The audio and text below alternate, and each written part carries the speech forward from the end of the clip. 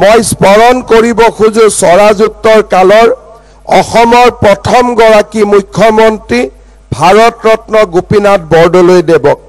প্ৰথমগৰাকী মুখ্যমন্ত্ৰী হিচাপে দায়িত্বভাৰ লৈ বিভিন্ন সমস্যাৰে ভাৰাক্ৰান্ত হৈ পৰা অসমখনক তেওঁ আধুনিক আৰু বিকশিত ৰাজ্যৰূপে নিৰ্মাণৰ সপোন দেখিছিল। পূববংগীয় পমুৱা মুছলমানৰ প্ৰব্ৰজনে খিলঞ্জীয়াৰ মনত জন্ম দিয়া শংকাৰ পৰিপ্ৰেক্ষিতত বৰদলৈদেৱে থলুৱাক সুৰক্ষিত অসম নিৰ্মাণৰ বাবে কৰ্মযজ্ঞত নামি পৰিছিল। মাত্ৰ 3 বছৰীয়া কাৰ্যকালত গোপীনাথ বৰদলৈয়ে খিলঞ্জীয়াৰ জাতি মাটি ভেটি সুৰক্ষিত কৰি আৰু অৰ্থনৈতিকভাৱে স্বাৱলম্বী হ'ব পৰা এখন অসমৰ বীজ সিঁচিছিল।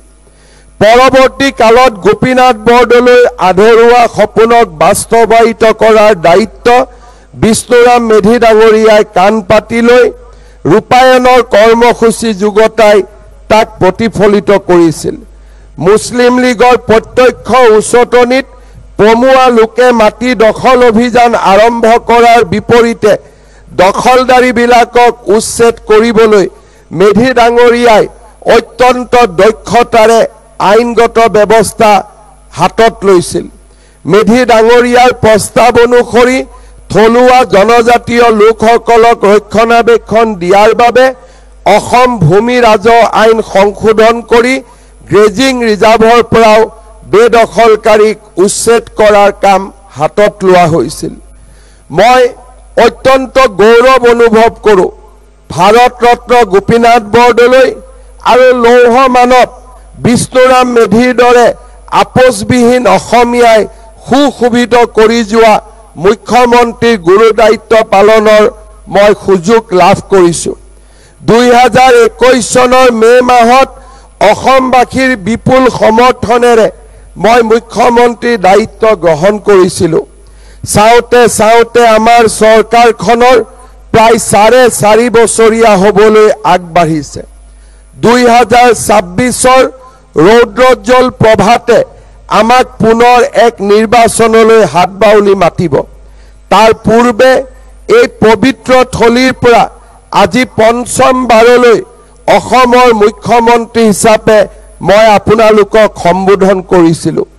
স্বাভাৱিকতে মই গৌৰৱ অনুভৱ কৰোঁ নিৰ্বাচনৰ সময়ত আৰু চৰকাৰৰ গুৰু দায়িত্ব গ্ৰহণ কৰি অসমবাসীক দিয়া প্ৰতিটো প্ৰতিশ্ৰুতি বাস্তৱত ৰূপায়ণ কৰাৰ বাবে আমি নিজকে আত্মনিয়োগ কৰিছিলোঁ আৰু আজি তাৰ সফলতা সকলোতে প্ৰকাশমান। আমি অংগীকাৰ কৰিছিলোঁ অসমক দেশৰ 5খন বিকশিত ৰাজ্যৰ এখন হিচাপে গঢ়ি তুলিম। একালত বন্দুকৰ শব্দত সূৰ্য উদয় হোৱা অসমত আমি শান্তিৰ কপৌ উৰুৱাইছোঁ আৰু প্ৰগতিৰ ঢল বৈছে। খিলঞ্জীয়া অসমীয়া আৰু ভাৰতীয়ই নিজৰ মাটি ভেটি আৰু অস্তিত্বৰ সংকটত যাতে আৰু কেতিয়াও ভুগিবলগীয়া নহয় সেয়া নিশ্চিত কৰাৰ আমি প্ৰতিশ্ৰুতি দিছিলোঁ।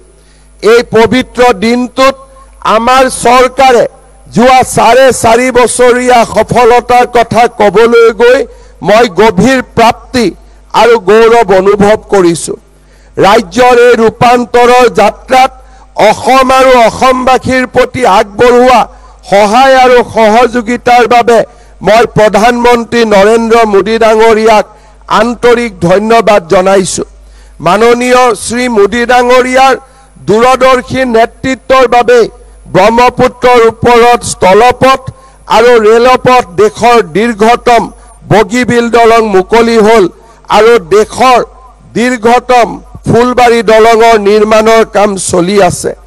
মাননীয় মোদী ডাঙৰীয়া প্ৰধানমন্ত্ৰী হোৱাৰ পূৰ্বে স্বাধীনতাৰ বিগত 7 দশকত ব্ৰহ্মপুত্ৰৰ ওপৰত মাত্ৰ 3খন দলং নিৰ্মাণ হৈছিল। তাৰ বিপৰীতে তেখেতৰ কাৰ্যকালত ইতিমধ্যে ঢলা শদিয়া বগীবিল শৰাইঘাট কলিয়া ভুমুৰাৰ 2য় দলং মুকলি হৈছে। সমান্তৰালভাৱে ফুলবাৰী দলঙৰ উপৰিও শৰাইঘাটত দ্বিতীয়খন স্থল আৰু ৰেলপথযুক্ত দলং কেন্দ্ৰীয় চৰকাৰে অনুমোদন জনাইছে। গুৱাহাটী উত্তৰ গুৱাহাটীৰ দলং, পলাশবাৰী শুৱালকুছি দলঙৰ নিৰ্মাণ কাৰ্য ত্বৰান্বিত হৈছে। যোৰহাট আৰু মাজুলীৰ দলঙৰো নিৰ্মাণ কাৰ্য শীঘ্ৰে আৰম্ভ হ'ব। নাৰেংগী আৰু কুৰুৱাৰ মাজত দলঙে আমাৰ যোগাযোগৰ ব্যৱস্থাক আৰু এক নতুন দিগন্তলৈ লৈ যাব। মাননীয় প্ৰধানমন্ত্ৰী ডাঙৰীয়াৰ বদন্যতাত গুৱাহাটীত উত্তৰ পূবৰ প্ৰথমখন এইমছ মুকলি হৈছে। তেখেতৰ বদন্যতাতে ২৭,০০০ কোটি টকা ব্যয়েৰে জাগিৰোডত ছেমি কণ্ডাক্টৰ প্ৰজেক্ট নিৰ্মাণৰ কাম পূৰ্ণ গতিত চলিছে। অহা কেইদিনমানৰ ভিতৰতে গুৱাহাটীৰ ৰিং ৰোড প্ৰকল্প আৰু কলিয়াবৰ নিমলীগড় অংশত এলিভেটেড কৰিডৰ 4 লেলিঙৰ প্ৰকল্প তথা ১২,০০০ কোটি টকা ব্যয়েৰে ব্ৰহ্মপুত্ৰৰ তলেৰে নুমলীগড় গহপুৰ সংযোগী সুৰংগ পথৰ দৰে বহু অভিলাষী প্ৰকল্প আজি ৰূপায়ণৰ দিশত আগবাঢ়িছে। নুমলীগড়ত স্থাপন কৰা ভাৰতৰ প্ৰথম 2G জৈৱ শোধনাগাৰে অসমৰ বাঁহ খেতিয়কসকলৰ বাবে প্ৰচুৰ সম্ভাৱনা বহন কৰিছে। এই শোধনাগাৰটোৱে বছৰি প্ৰায় ৫ লাখ মেট্ৰিক টন বাঁহ ব্যৱহাৰ কৰি ৫০,০০০ টন ইথানল, ২৮,০০০ টন ফাৰফুৰেল, ১১,০০০ টন এচিটিক এচিড আৰু প্ৰায় ৫ মেগাৱাট সেউজ শক্তি উৎপাদন কৰিবলৈ সক্ষম হ'ব। শ্ৰদ্ধাৰ ৰাইজ, বহুদিনে আমি অপেক্ষা কৰি থকা নামৰূপৰ সাৰ কাৰখানাৰ নিৰ্মাণকো প্ৰধানমন্ত্ৰী ডাঙৰীয়াই সেউজ সংকেত দিছে। ৰেল যোগাযোগৰ ক্ষেত্ৰত ৰাজ্যত বৰ্তমানলৈ ১৫০০ কিলোমিটাৰ ৰেলপথ বৈদ্যুতিকৰণ সম্পূৰ্ণ হৈছে। গুৱাহাটীৰ গোপীনাথ বৰদলৈ বিমানবন্দৰৰ নতুন টাৰ্মিনেল অহা ডিচেম্বৰ মাহৰ ভিতৰত উদ্বোধন হ'ব। ব্ৰহ্মপুত্ৰ আৰু বৰাক নদীৰ মাজেৰে ভাৰত বাংলাদেশ প্ৰটকল পথত মালবাহী জাহাজ চলাচল পুনৰ আৰম্ভ হৈছে।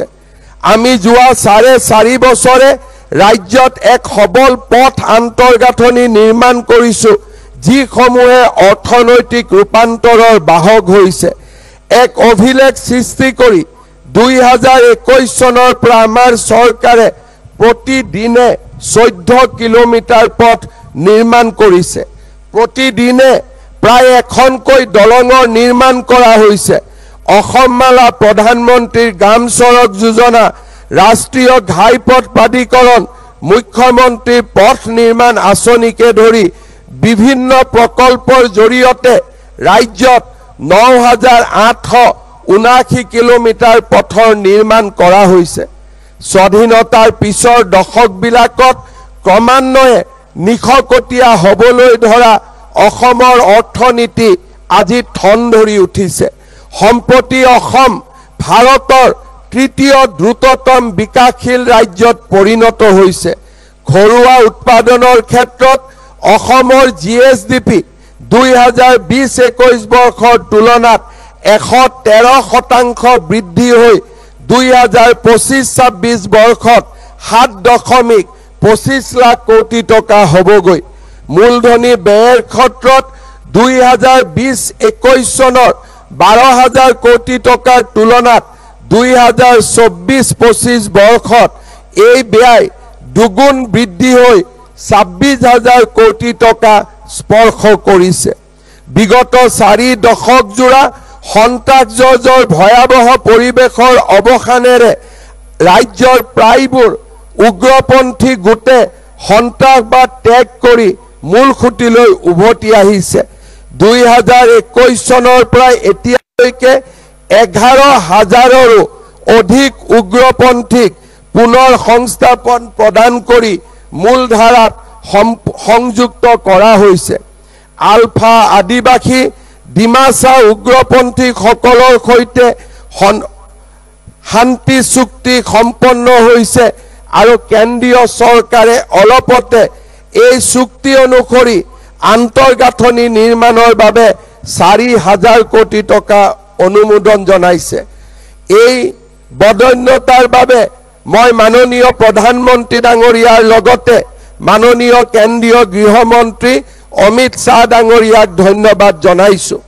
সম্প্ৰতি ৰাজ্যখনত আভ্যন্তৰীণ শান্তি শৃংখলাও উল্লেখযোগ্যভাৱে উন্নত হৈছে। 2020 চনত ৰাজ্যত 1.21 লাখ গোচৰ পঞ্জীয়ন হোৱাৰ বিপৰীতে 2024 চনৰ শেষত এই সংখ্যা 50,000লৈকে হ্ৰাস পাইছে। চাৰ্জশ্বিটৰ হাৰ 47%ৰ পৰা 67%লৈ বৃদ্ধি পোৱাৰ বিপৰীতে দোষী সাব্যস্তকৰণৰ হাৰ 5.5%ৰ পৰা 22.9%লৈ বৃদ্ধি হৈছে।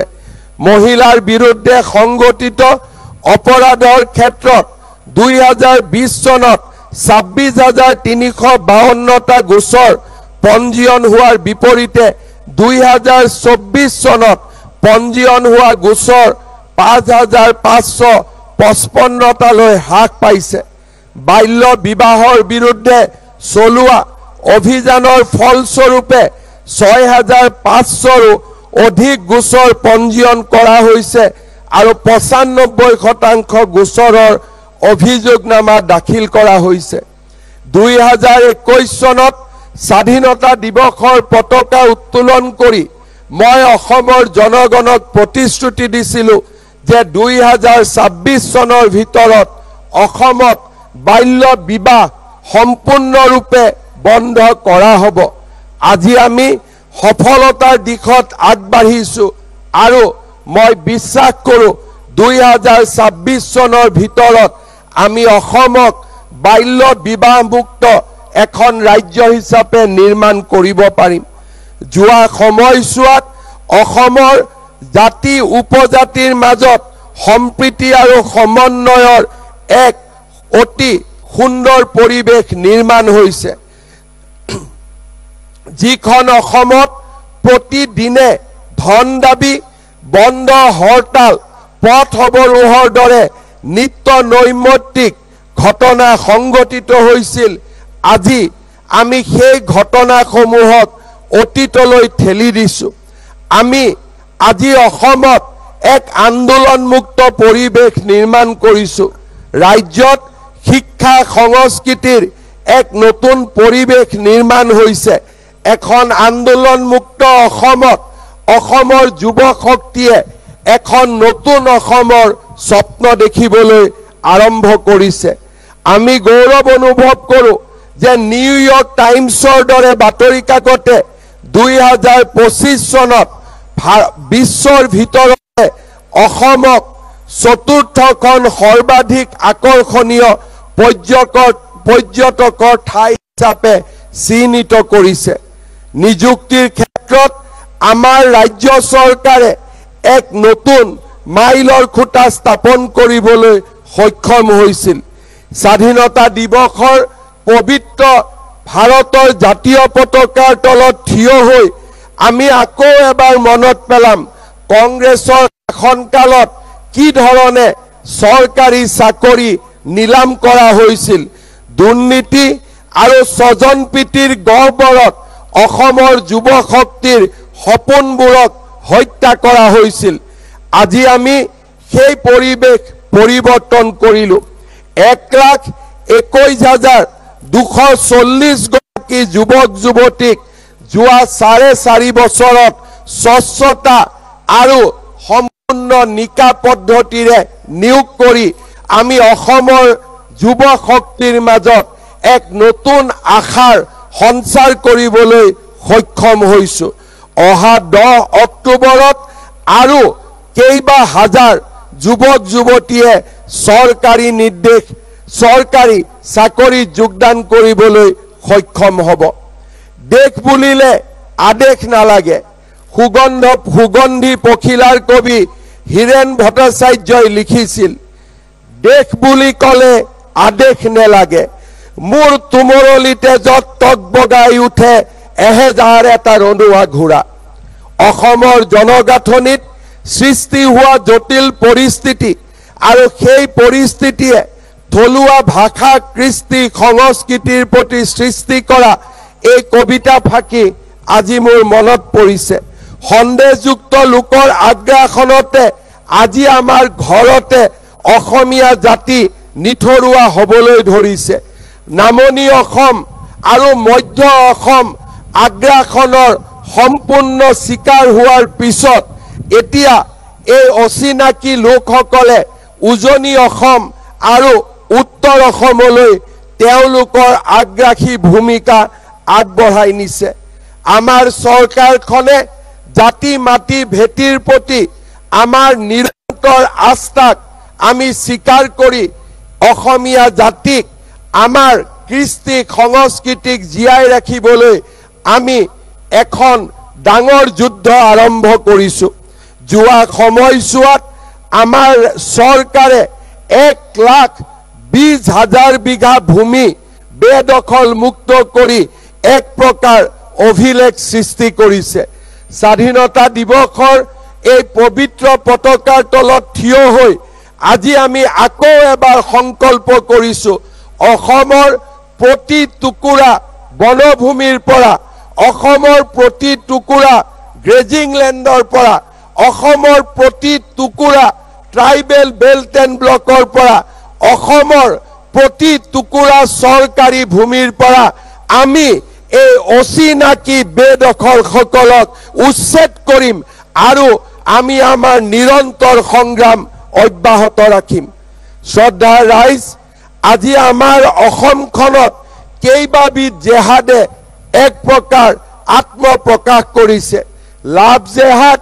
লেণ্ড জেহাদৰ দৰে বিভিন্ন ঘটনাৰাজিয়ে আজি আমাক আমনি কৰিছে চৰকাৰে বুঢ়া চাপৰিৰ পৰা উৰিয়াম ঘাটলৈ গৰুখুটিৰ পৰা গোৱালপাৰালৈ এক বিশাল উচ্ছেদ অভিযান চলাই আমি আকৌ এবাৰ অসমীয়া জাতিৰ সামগ্ৰিক সংকল্পক আমি প্ৰকাশ কৰিছো আৰু আজি স্বাধীনতা দিৱসৰ পবিত্ৰ পতাকাৰ তলত থিয় হৈ আমি অসমীয়া জাতিয়ে সংকল্প লৈছো যে অসমৰ এটুকুৰা মাটিও অচিনাকি বেদখলকাৰীৰ পৰা মুক্ত নকৰালৈ আমি ক্ষান্ত নহম আমি আমাৰ সংগ্ৰাম অব্যাহত ৰাখিম শ্ৰদ্ধা ৰাইজ এই সময়ছোৱাত অসমীয়া জাতিক সকলো ফালৰ পৰা সংৰক্ষিত আৰু সুৰক্ষিত কৰিবলৈ আমি প্ৰচেষ্টা চলাইছিলো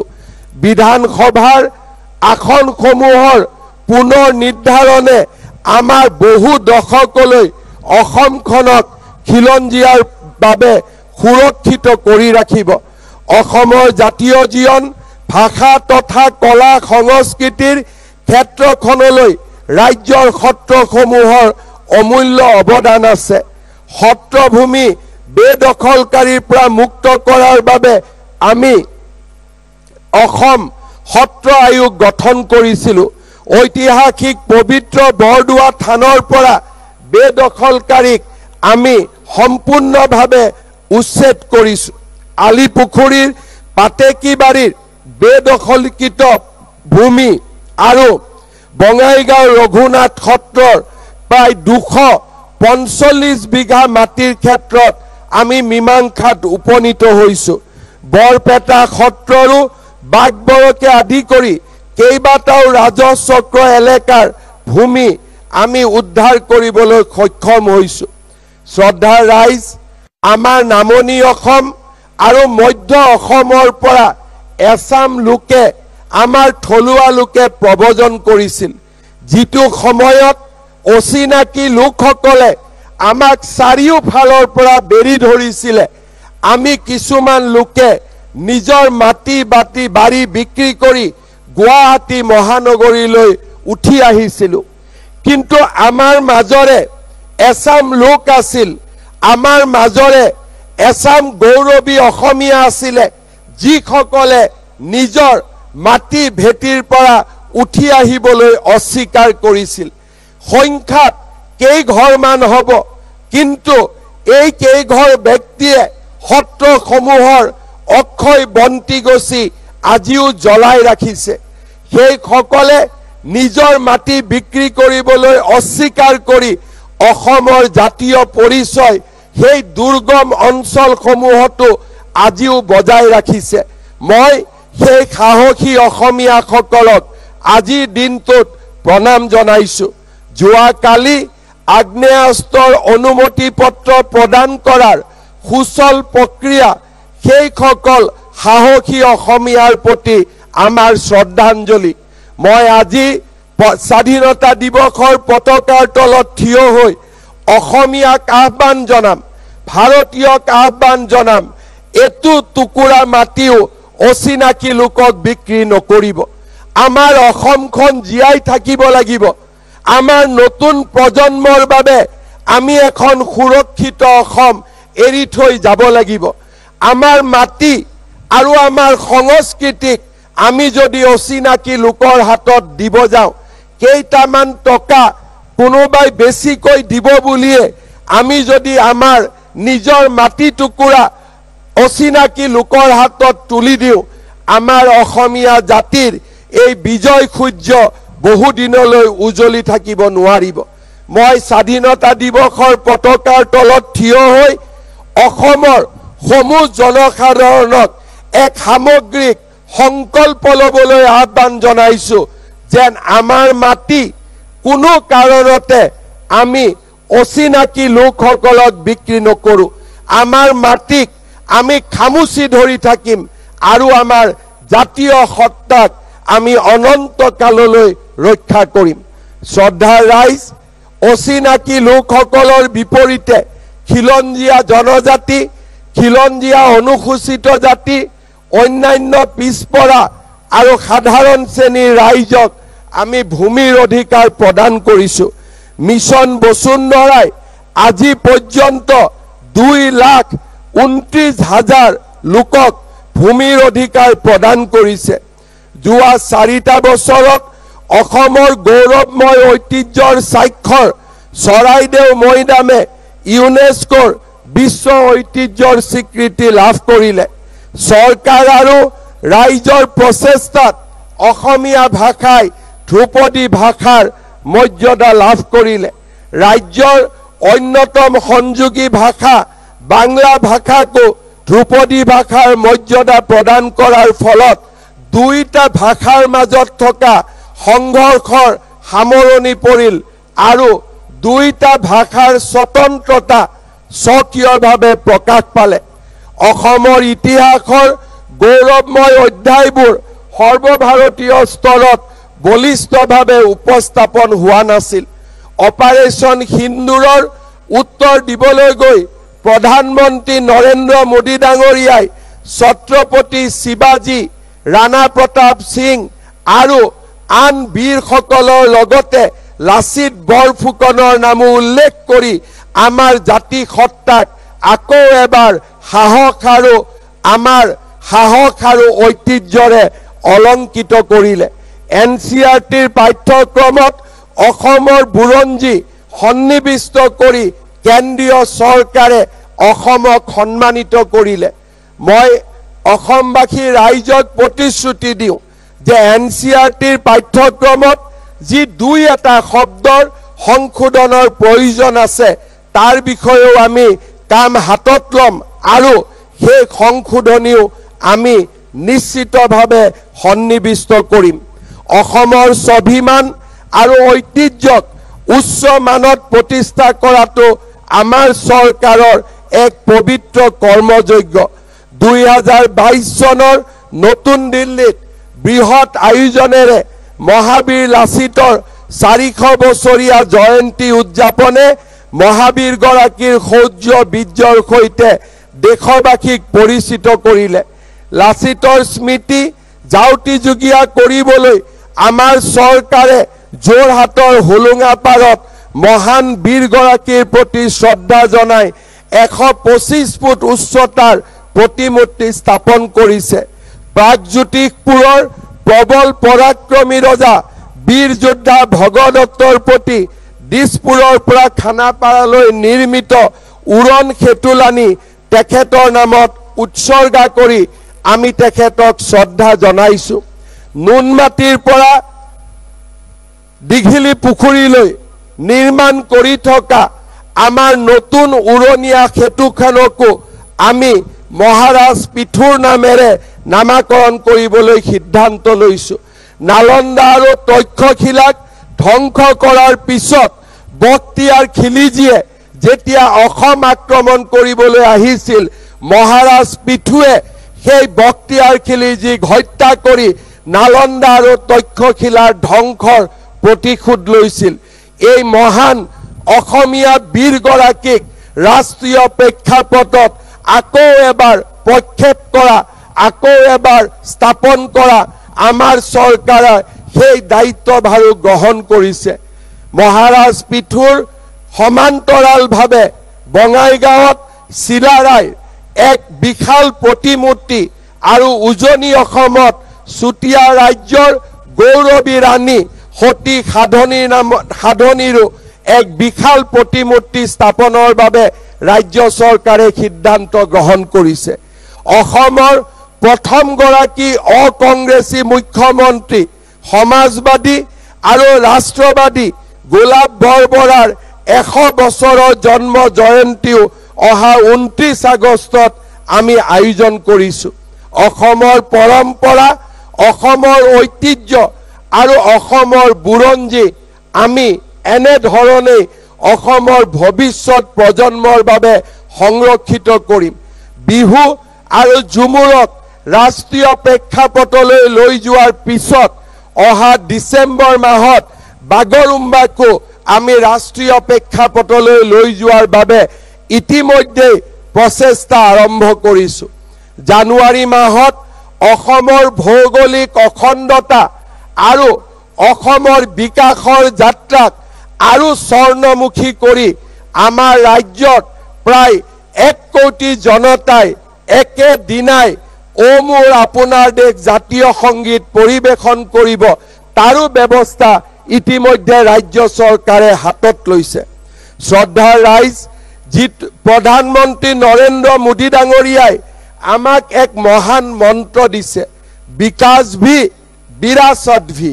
আমি যদি বিৰাসত অৰ্থাৎ আমাৰ ঐতিহ্য সংৰক্ষণৰ বাবে কাম কৰিছো, সমান্তৰালভাৱে আমি অসমক উদ্যোগীকৰণ, কৃষিৰ ক্ষেত্ৰত আত্মনিৰ্ভৰশীল এখন ৰাজ্য হিচাপেও নিৰ্মাণ কৰাৰ ক্ষেত্ৰত আমি আগুৱাই গৈছো। 27,000 কোটি টকা ব্যয়েৰে ৰাজ্যত আৰম্ভ হোৱা সেমি কণ্ডাক্টৰ বিপ্লৱে আমাৰ ৰাজ্যখনক আধুনিক ভাৰতবৰ্ষ নিৰ্মাণৰ এক মহান যোদ্ধা হিচাপে নিৰ্মাণ কৰিলে। পেপচি, কেম্পা কোলা আদিৰ দৰে বিখ্যাত প্ৰতিষ্ঠানসমূহে অসমত কাৰখানা আৰু উদ্যোগ স্থাপন কৰি উদ্যোগীকৰণৰ মেপত অসমক প্ৰতিষ্ঠা কৰিলে। অহা কেইমাহমানৰ ভিতৰতে জাগিৰোডৰ টাটা সেমিকণ্ডাক্টৰ উদ্যোগৰো বিনিয়োগক আৰু আগুৱাই লৈ গৈ অসমত আমি প্ৰায় 40,000 কোটি টকা ব্যয়েৰে 3,200 মেগাৱাট বিদ্যুৎ উৎপাদনৰ বাবে আমি আগবাঢ়িছো। 3,200 বিদ্যুৎ মেগাৱাট আমি অসমত উৎপাদন কৰাৰ লগে লগে অসমে অকল অসমৰ চাহিদাই নহয়, উত্তৰ পূৰ্বৰ আন ৰাজ্যসমূহকো বিদ্যুৎ যোগান ধৰিব পাৰিব।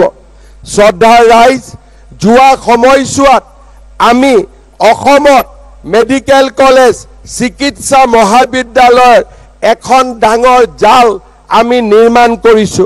অসমত 14খন মেডিকেল কলেজে স্বীকৃতি লাভ কৰাৰ পিছত আৰু 9খন চিকিৎসা মহাবিদ্যালয় আমি নিৰ্মাণৰ পৰ্যায়ত অপেক্ষা কৰিছো। আমাৰ ৰাজ্যত সৰ্বমুঠ 29খন মেডিকেল কলেজ প্ৰতিষ্ঠা কৰাৰ লক্ষ্য 2030 চনৰ ভিতৰত আমি সম্পূৰ্ণ কৰিম। চিকিৎসা শিক্ষাৰ লগতে আমাৰ উচ্চ শিক্ষাৰ জগতখনো উৰ্বৰ হৈ উঠিছে। 2014 চনত আমাৰ ৰাজ্যত 10খন বিশ্ববিদ্যালয় আছিল। 2021 চনত আমাৰ চৰকাৰ আৰু সেই সময়ত বিশ্ববিদ্যালয়ৰ সংখ্যা 16লৈ বৃদ্ধি পাইছিল। যোৱা কেইটামান দিনত 7খন নতুন বিশ্ববিদ্যালয় নিৰ্মাণেৰে আমি ৰাজ্যত বিশ্ববিদ্যালয়ৰ সংখ্যাও 23খনলৈ বৃদ্ধি কৰিলো। ৰাজ্যত প্ৰশাসনীয় সংস্কাৰক আগুৱাই লৈ গৈ আমি অসমত 78খন সমজিলা নিৰ্মাণৰ কামত আগবাঢ়িছো। ৰাজ্যখনত সেউজ শক্তিৰ এক উন্নত ভাণ্ডাৰ হিচাপে নিৰ্মাণ কৰিবলৈ আমাৰ ৰাজ্যত আমি পাম্প ষ্টোৰেজ প্ৰজেক্ট আৰু সোলাৰ প্ৰজেক্টৰ জৰিয়তে অসমক আমি সেউজ শক্তিৰ এক নতুন ভাণ্ডাৰ হিচাপে নিৰ্মাণ কৰিবলৈ আগবাঢ়িছো। আমাৰ SDC ইণ্ডিয়া ইণ্ডেক্সত আজি আমি 65 সংখ্যক গড় স্কোৰ লাভ কৰি দেশৰ আগশাৰীৰ ৰাজ্যসমূহৰ ভিতৰত স্থান লাভ কৰিছো। কিন্তু মই আশা কৰোঁ সেউজ শক্তিৰ ওপৰত আমাৰ বিনিয়োগ, শিক্ষাৰ ওপৰত আমাৰ বিনিয়োগ, চিকিৎসাৰ ওপৰত আমি কৰা বিনিয়োগে অনাগত কেইটামান বছৰত বহনক্ষম উন্নয়নৰ দিশত অসম ভাৰতৰ ভিতৰতে এখন শক্তিশালী ৰাজ্যত পৰিণত হ'ব। ৰূপকোঁৱৰ জ্যোতিপ্ৰসাদ আগৰৱালাই লিখিছিল, ময়ে অসমৰ, ময়ে ভাৰতৰ, ময়ে ডেকা ল'ৰা অগ্নিময়, ময়ে ভাৰতৰ নবীন সূৰ্য, পূৰ্বাচলত বজাও তুৰ্য। জ্যোতিৰ ভাষাৰে ক'ব বিচাৰো, বিকাশৰ যাত্ৰাত শিক্ষাৰ্থী আৰু আমাৰ যুৱক যুৱতী মহিলাসকলে আমাৰ পথিক্ৰিয়। বিবেকানন্দই কৈছিল, অগ্নি মন্ত্ৰত দীক্ষিত এচাম যুৱক গঠন কৰা, তোমালোকৰ উৎসাহ অগ্নি প্ৰজ্বলিত কৰা তেওঁলোকৰ হৃদয়ত। ক্ৰমাৎ এই সংখ্যা বঢ়াই গৈ থকা মোৰ বিশ্বাস আধুনিক যুৱ সমাজৰ ওপৰত। তেওঁলোকৰ মাজৰ পৰাই মই কাৰ্যকৰ্তা পাম, সিংহ বিক্ৰমে তেওঁলোকৰ দেশৰ সকলো সমস্যা সমাধান কৰিব। আজি আমাৰ এই যুৱ শক্তি ভাৰতৰ বিভিন্ন ৰাজ্যত সিকিউৰিটি গাৰ্ডৰ কাম কৰিবলৈ 8,000 টকা দৰমহাত কাম কৰিবলৈ বিভিন্ন ৰাজ্যলৈ যায়। অসমক উদ্যোগীকৰণ আদানী আম্বানী টাটাৰ কাৰণে নালাগে, অসমক উদ্যোগীকৰণ লাগে সেই লাখ লাখ যুৱকক আমি যাতে অসমলৈ উভতাই আনিব পাৰোঁ। তেওঁলোকৰ পিতৃ মাতৃক এডভান্টেজ অসমৰ সময়ত আমি প্ৰতিশ্ৰুতি দিছিলোঁ যে আমাৰ ৰাজ্যতো উদ্যোগ নিৰ্মাণ হ'ব আৰু সেই উদ্যোগত অসমৰ পৰা ভাৰতৰ বিভিন্ন স্থানত কম টকা দৰমহাত 8,000 টকা দৰমহাত চাকৰি কৰা যুৱক শক্তিসকলক আমি উভতাই আনিম তেওঁলোকৰ পিতৃ মাতৃৰ বুকুলৈ। আজি সেই মহান মন্ত্ৰকে শিৰোগত কৰি অসমক আমি এক উদ্যোগীকৰণৰ দিশত আগবঢ়াই লৈ গৈছো। কিছুমান ৰাইজে আমাক সমালোচনা কৰিব, কিন্তু সেইসকল ৰাইজৰ ল'ৰা ছোৱালী বাংগালোৰত গৈ সিকিউৰিটি গাৰ্ডৰ কাম কৰা নাই। আমাৰ লক্ষ্য সেইসকল সমাজত সবলভাৱে অৰ্থনৈতিকভাৱে প্ৰতিষ্ঠা হোৱা সেইসকল ব্যক্তিৰ বাবে কাম কৰা নহয়। আমাৰ লক্ষ্য হ'ল সেইসকল আই মাতৃৰ বাবে কাম কৰা যাৰ সন্তানে আজি এটা অনিশ্চিত ভৱিষ্যতৰ লগত খেলি হায়দৰাবাদ, কেৰেলা, অন্ধ্ৰপ্ৰদেশ, কৰ্ণাটকত গৈ কম দামত কম দৰমহাত চাকৰি কৰিছে। আমাৰ লক্ষ্য প্ৰতিষ্ঠিত ৰাজনীতি কৰা ব্যক্তিসকল নহয়, আমাৰ লক্ষ্য হ'ল সেই চাম যুৱক যুৱতী যিসকলে অসমৰ মাটিত থাকি অসমৰ কাৰণে কাম কৰি অসমক ভাৰতবৰ্ষৰ সৰ্বশ্ৰেষ্ঠ ৰাজ্য হিচাপে নিৰ্মাণ কৰিব খোজে। সেয়েহে আজি আমি মঙলদৈত দক্ষতা বিশ্ববিদ্যালয় নিৰ্মাণ কৰিছোঁ। ছিংগাপুৰৰ ইনষ্টিটিউট অফ টেকনিকেল এডুকেশ্যনৰ সহযোগত গুৱাহাটীত নৰ্থ ইষ্ট স্কিল চেণ্টাৰ স্থাপন কৰিছোঁ। টাটা টেকনলজিৰ লগত আমি সমাহিত হৈ 34খন পলিটেকনিক আৰু 43খন ITI উৎকৃষ্টতাৰ কেন্দ্ৰলৈ ইণ্ডাষ্ট্ৰী 4.0ৰ বাবে যুৱকসকলক প্ৰস্তুত কৰিবলৈ আমি এক মহান কেন্দ্ৰলৈ নিৰ্মাণ কৰিছোঁ। বিদেশী ভাষাৰ শিক্ষাৰ জৰিয়তে জাপান, কোৰিয়া, ছিংগাপুৰ দৰে দেশসমূহত অসমীয়া যুৱক যুৱতীক সংস্থাপনৰ বাবে আমি এক নতুন পথ মুকলি কৰিছোঁ। নিযুত মইনাৰ দৰে আঁচনিয়ে আমাৰ ৰাজ্যৰ ছাত্ৰীসকলৰ মাজত শিক্ষাৰ প্ৰতি ধাউতি বঢ়াইছে। বাল্য বিবাহৰ বিৰুদ্ধে এক প্ৰচণ্ড সংগ্ৰামত নিজেই নামি পৰিছে। মই আজিৰ দিনটোত আমাৰ ছাত্ৰীসকলক আকৌ এবাৰ শুভেচ্ছা জনাইছোঁ আৰু নিযুত মইনা আঁচনিৰে নিজৰ জীৱন সংগ্ৰামক আগবঢ়াই লৈ যোৱা অসমৰ উদীয়মান ছাত্ৰী সমাজলৈ মোৰ অভিনন্দন জনাইছোঁ। অসমত উদ্যমিতা বিকাশৰ বাবে আজি আমি Assam innovation and startup foundation নিৰ্মাণ কৰিছোঁ আৰু আমাৰ ৰাজ্যত ষ্টাৰ্টআপৰ এটা বিশাল ইক'ছিষ্টেম নিৰ্মাণৰ বাবে আমি কাম আৰম্ভ কৰিছোঁ। ৰাজ্যৰ দৰিদ্ৰ আৰু মধ্যবিত্ত জনগণ আমাৰ সেৱাৰ থলী। তেওঁলোকক জীৱনত নিৰাপত্তা দিয়া আমাৰ চৰকাৰৰ আটাইতকৈ ডাঙৰ দায়িত্ব।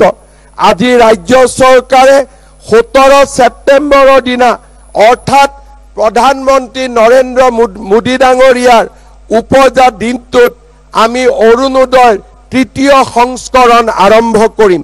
ইয়াৰ ফলত ৰাজ্যৰ ৩৮ লাখ উপকৃত হ'ব। তাৰোপৰি অৰুণোদয় পৰিয়ালসমূহক গেছ চিলিণ্ডাৰ ক্ৰয়ৰ বাবে আমি অতিৰিক্তকৈ আৰু ২৫০ টকা ৰাজসাহায্য দিয়াৰ বাবেও সিদ্ধান্ত গ্ৰহণ কৰিছোঁ। মুখ্যমন্ত্ৰীৰ মহিলা উদ্যমিতা আঁচনিৰ জৰিয়তে প্ৰায় ৪০ লাখ মহিলাই উদ্যমিতাৰ লগত জড়িত হৈ পৰিব। ৰাজ্যৰ ৪ লাখ আত্মসহায়ক গোটৰ ৪০ লাখ উদ্যমী মহিলাই আজি আমাৰ ৰাজ্যৰ গ্ৰাম্য অৰ্থনীতিক অতি সুন্দৰভাৱে বৰঙণি আগবঢ়াইছে।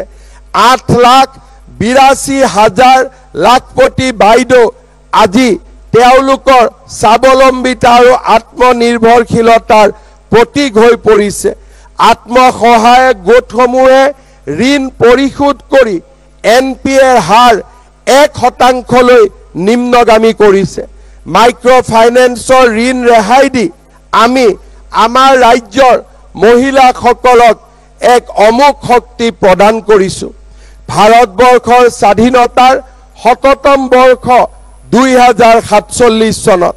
সেই সময়ত আমি যিখন অসমৰ স্বপ্ন দেখিছোঁ, সেই অসম নিৰ্মাণৰ এক গুৰুত্বপূৰ্ণ স্তম্ভ হৈছে অৰ্থনৈতিক বিকাশ।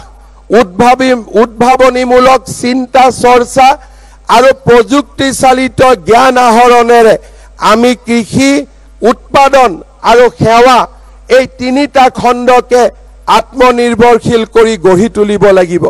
প্ৰধানমন্ত্ৰী ডাঙৰীয়াই যি আত্মনিৰ্ভৰশীল ভাৰতৰ কথা কৈছে, ই হৈছে ১৪০ কোটি ভাৰতীয় নিজৰ ভৰিত দৃঢ়ভাৱে থিয় হোৱাৰ আৰু নিজৰ সম্পদ আৰু শক্তিক সঠিক ব্যৱহাৰৰ সাৰ্বজনীন প্ৰয়াস।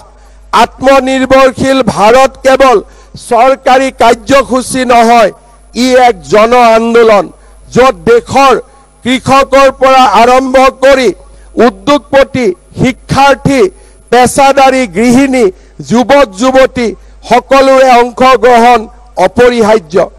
এই লক্ষ্যত প্ৰথম হৈছে ভোকেল ফৰ লোকেল, অৰ্থাৎ স্থানীয় সামগ্ৰী, সম্পদ আৰু প্ৰতিভাক অগ্ৰাধিকাৰ প্ৰদান। কিন্তু আমি ইয়াতে থমকি ৰ'লে নহ'ব।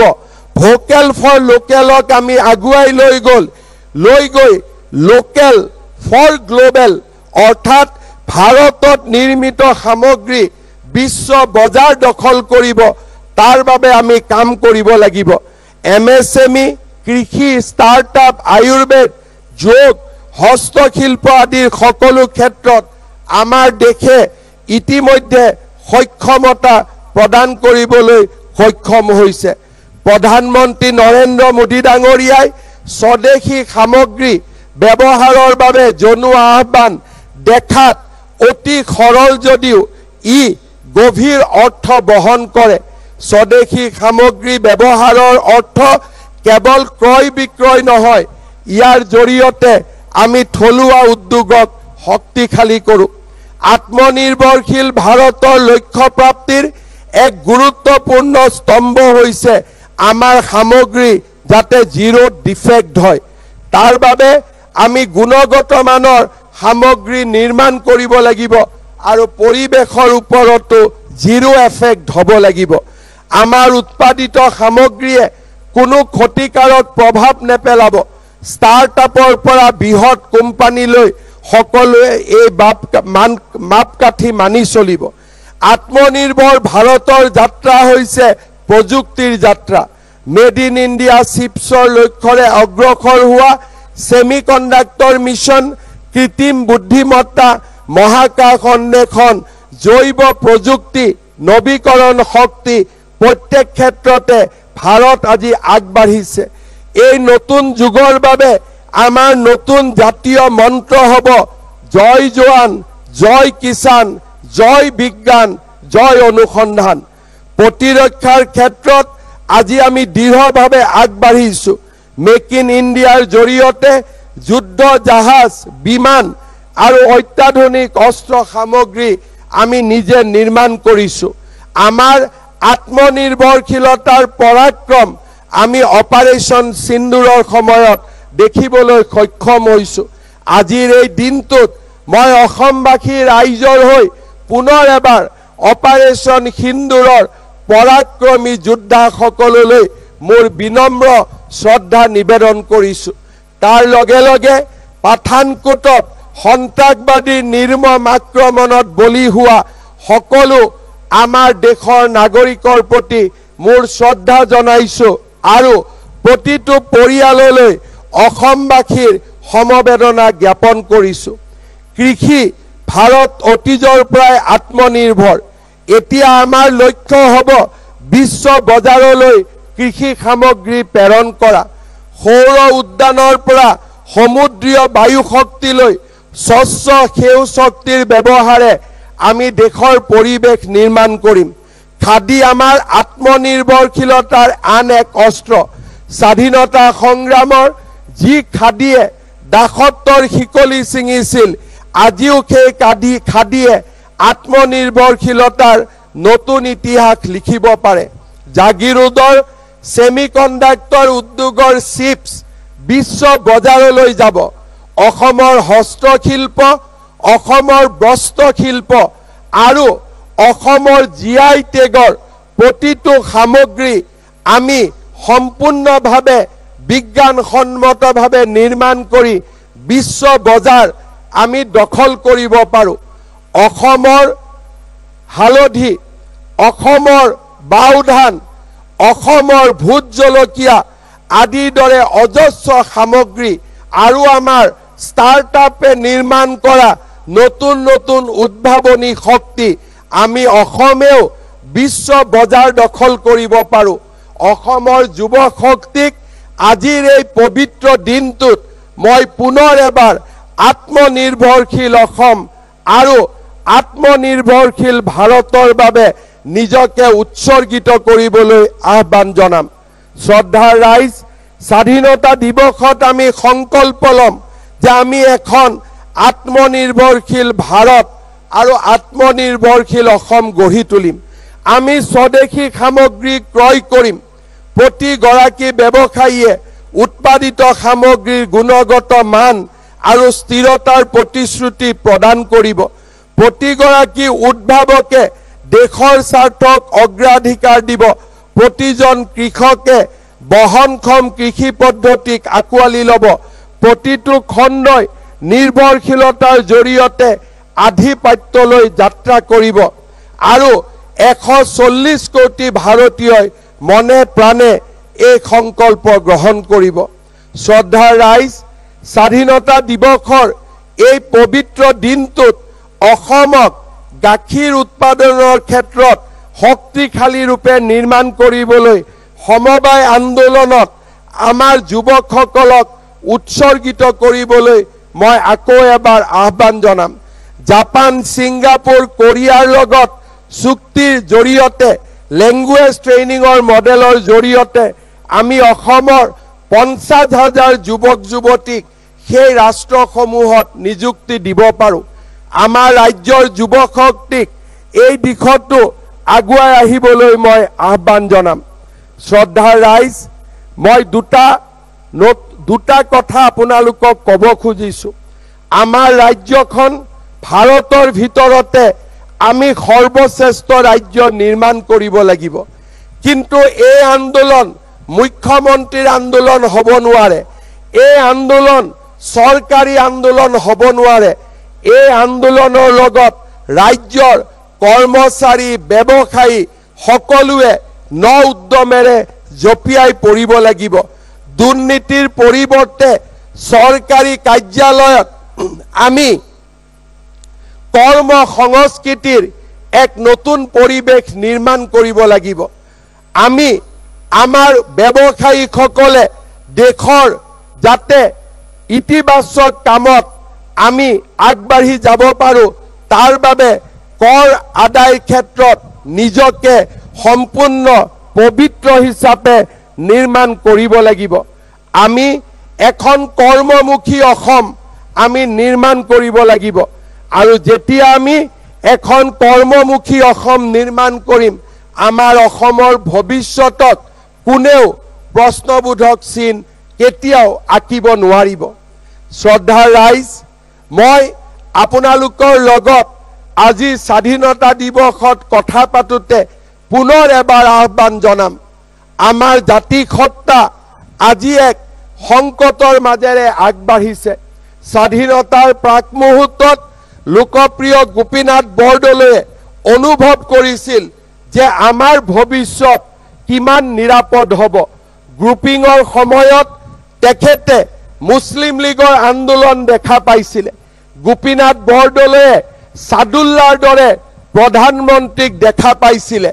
আৰু সেইকাৰণেই গোপীনাথ বৰদলৈয়ে আমাৰ জাতিটোক সাৱধান হ'বলৈ শিকাইছিলে। কিন্তু যোৱা ৭৫টা বছৰত আমি যেন কৰবাত নহয় কৰবাত কম্প্ৰমাইজ কৰিলোঁ।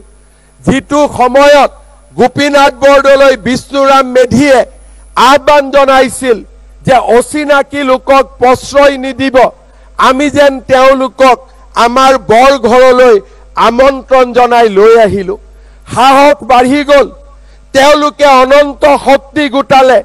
অকল চৰ অঞ্চলত নহয়, আমাৰ সত্ৰ, আমাৰ সংস্কৃতি বেদখল কৰিবলৈ সাহস কৰিলে। অকল ইয়াতেই থমকি নৰল, আমাৰ ছোৱালী, আমাৰ যুৱতীসকলকো বিভিন্ন প্ৰলোভনেৰে ধৰ্মান্তৰকৰণ আৰু লাভ জেহাদৰ দৰে জঘন্য কামত ব্ৰতী কৰিবলৈও এই অচিনাকি লোকসকল থমকি নৰল।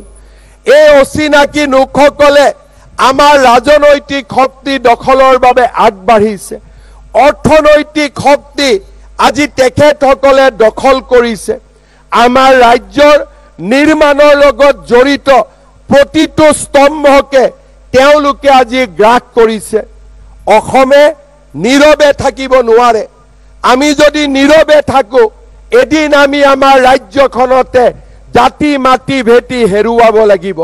সেই দিনটো বহুত দিন নহয়। আজি যদি অসমীয়া নীৰৱে থাকে, মাত্ৰ 10টা বছৰৰ ভিতৰত আজি স্বাধীনতা দিৱসৰ পবিত্ৰ পতাকাৰ তলত থিয় হৈ অসমৰ মুখ্যমন্ত্ৰী হিচাপে মই ভৱিষ্যতবাণী কৰিছোঁ, অসমীয়া যুৱ শক্তি যদি নীৰৱে থাকে আৰু অসমীয়াই যদি সদায় কম্প্ৰমাইজ কৰিবলৈ আগ্ৰহী হৈ থাকে, মাত্ৰ 10টা বছৰৰ ভিতৰত আমি জাতি মাটি ভেটি হেৰুৱাই পেলাম। 15টা বছৰৰ ভিতৰত ৰাজ্যৰ মন্ত্ৰীসভাৰ 80% মন্ত্ৰী তেওঁলোক হ'ব। আৰু 2টা দশকৰ পিছত এই স্বাধীনতা দিৱসৰ পতাকাও এজন অচিনাকি মুখ্যমন্ত্ৰীয়ে উৰুৱাব।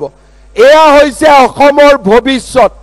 আজি জনগাঁথনিৰ পৰিৱৰ্তনে অসমীয়া লোকক, আমাৰ জনজাতীয় লোকক, ভাৰতীয় লোকক 60%লৈ সংকুচিত কৰিছে। 40 আৰু 60% মাজত পাৰ্থক্য মাত্ৰ 10%। আমি বুৰঞ্জীৰ এক জটিল ক্ষণত আজি উপস্থিত হৈছো। আমাৰ প্ৰজন্মই আজি জাতিটোৰ সংকটৰ সময়ত আমি আমাৰ প্ৰজন্ম থিয় হৈ আছো। গুৱাহাটী, শিৱসাগৰ, যোৰহাট, ডিব্ৰুগড়ে অসমৰ জনগাঁথনিৰ পৰিচয় নিদিয়ে। নামনি আৰু মধ্য অসম আগ্ৰাসনৰ পিছত গোলাঘাটৰ উৰিয়াম ঘাটলৈ আজি তেওঁলোক আগবাঢ়ি গৈছিল। কাজিৰঙা দখল কৰিছিল। এটা এটাকৈ গড় হত্যা কৰি আমাৰ জাতিটোৰ প্ৰাণটোকে তেওঁলোকে স্পৰ্শ কৰিছিল। শিৱসাগৰৰ দৰে অসমৰ জাতীয় জীৱনৰ ৰাজধানী সদৃশ চহৰখনতো আজি তেওঁলোকে যুদ্ধৰ ডংকা বজাইছে। বৰপেটা, ধুবুৰীৰ পৰা মাৰ্ঘেৰিটালৈ গৈ তেওঁলোকে অসমীয়া জাতিক আজি তেওঁলোকে এক প্ৰকাৰ আমাৰ সামগ্ৰিক সত্তাক উপলুঙা কৰিছে। আজি আমাৰ প্ৰজন্ম গোপীনাথ বৰদলৈয়ে যিটো সময়ত আমাক সকীয়াই থৈ গৈছিল, আমি সকীয়নি নললো। অসমৰ এছাম তথাকথিত লোকে কম্প্ৰমাইজ কৰিলে। বাওপন্থী লোকসকলে নিজক আত্মসমৰ্পণ কৰিলে। অসমৰ এছাম জাতীয়তাবাদীয়ে এতিয়া সেই অচিনাকি লোকসকলৰ ওচৰত নিজকে আত্মসমৰ্পণ কৰিছে। আমি নীৰৱে নাথাকো, আৰু আমি যদি নীৰৱে থাকো আমাৰ অসমীয়া জাতি জীয়াই নাথাকিব। এটা দিন আহিব, মহাপুৰুষ শংকৰদেৱৰ জন্মভূমি বটদ্ৰৱা যেনেকে তেওঁলোকে আগ্ৰাসী কৰি লৈছিল, মা কামাখ্যাৰ নীলাচল পাহাৰো এদিন তেনেকুৱা এক পৰিৱেশলৈ ৰূপান্তৰিত হ'ব। মই কাকো আজিৰ এই বক্তব্যত কাকো মই ভৱিষ্যতৰ এখন অন্ধকাৰ অসমৰ প্ৰতিচ্ছবি দেখুৱাব খোজা নাই। মই মাত্ৰ বাস্তৱৰ লগত জাতিটোক পৰিচয় কৰোৱাব খুজিছো। আজি অসমৰ চিকিৎসা মহাবিদ্যালয়, অসমৰ বিশ্ববিদ্যালয়সমূহত আজি কাৰ দপদপনি। লাহে লাহে আমি মাটি হেৰুৱাইছো, সংস্কৃতি হেৰুৱাইছো। আইন আদালতসমূহত আজি কোনবিলাক অধিবক্তাৰ দপদপনি। আজি মহানগৰীত উবেৰ চলোৱা লোকসকল কোন অচিনাকি।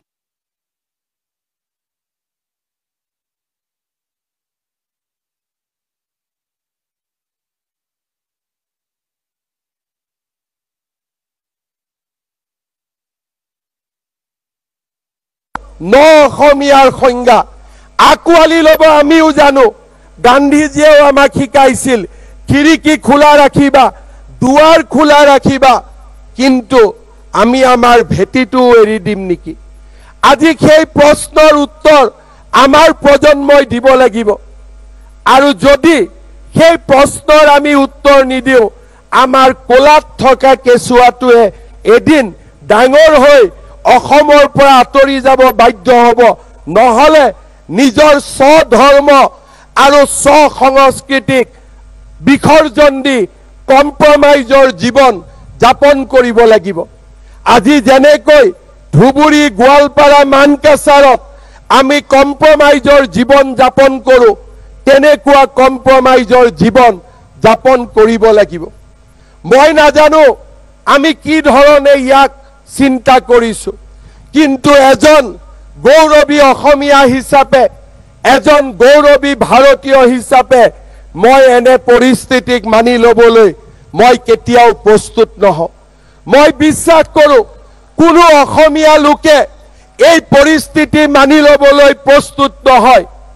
আমি এঘৰি যুঁজিব লাগিব, আমি এঘৰি যুঁজিব লাগিব।